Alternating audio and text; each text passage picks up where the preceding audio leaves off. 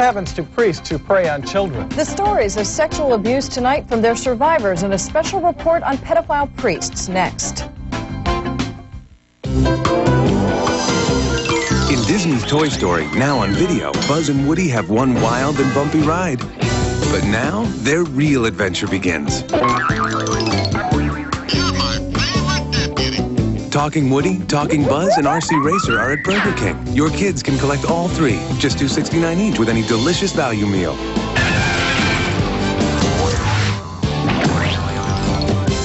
Toy Story toys, only at Burger King. LensCrafters has these new lightweight titanium P frames from Luxottica. They weigh about 40% less than other metal frames.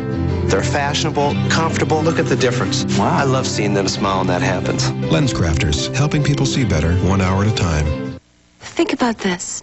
A hair color that's a cream. A nurturing cream rich in moisture. Excellence doesn't drip, it even protects, and it really covers gray.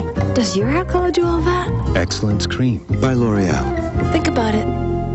CBS Tuesday. It's the Titanic, sir. She struck an iceberg. She'll sink within an hour. Over 2,000 passengers. Even at full steam, it'll take 4 hours to reach her. It's a desperate race against time and freezing water. Save yourselves. We're not going to go without you. How long do you think it would last? The water's 28 degrees. Who will survive? I lost my baby! The ship can't sink. The unforgettable conclusion. Titanic. Tuesday.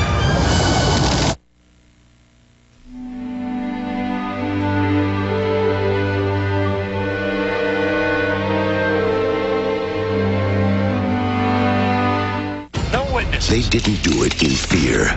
He scored. It was perfect. They didn't do it in anger. Nancy, call me. They did it in cold blood. We're not dealing with one murder, but 4. ER's Anthony Edwards, Eric Roberts, Sam Neill.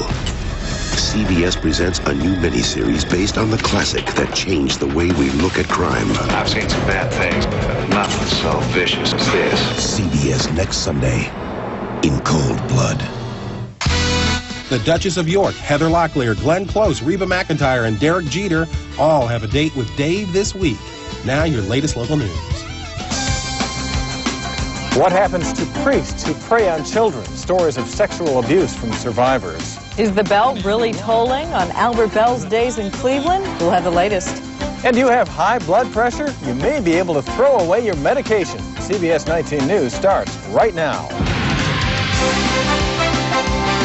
This is CBS 19 News. Good evening. The Catholic priest is considered by his parishioners to be close to God. But some of the faithful feel they and their trust have been violated by a man they've considered a trusted friend. Eric Green joins us now to begin a special report on pedophile priests. Well, some of what you're about to hear is both graphic and disturbing on many fronts.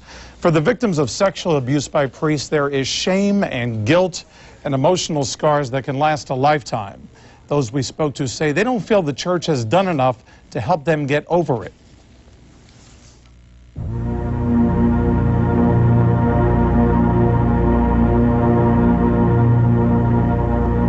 I just knew he was a priest and I had to do what he said. He was God.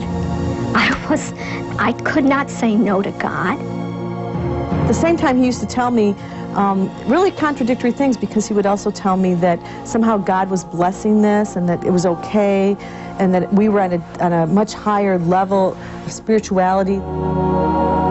Other people had red flags going on as well, but thought, oh, everybody likes this man so well that they didn't want to speak up about it. And he put fear into her by calling on God and saying that God was a special friend and that God would be angry if she ever told anyone. The Catholic Church, a spiritual home, a sanctuary. Catholics look at their priests as messengers of God. But in the past, some priests in the Cleveland diocese have twisted that message to commit an unthinkable sin and a crime, molesting and raping children.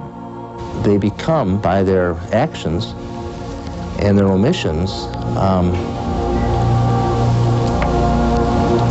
sinister. Jeffrey Anderson is an attorney from Minnesota. He has brought more than 350 civil cases against priests in their diocese nationwide since 1985, when Anderson states he filed the first ever lawsuit of this kind. The attorney has filed 8 against the Cleveland diocese, but there have been other cases filed by other attorneys.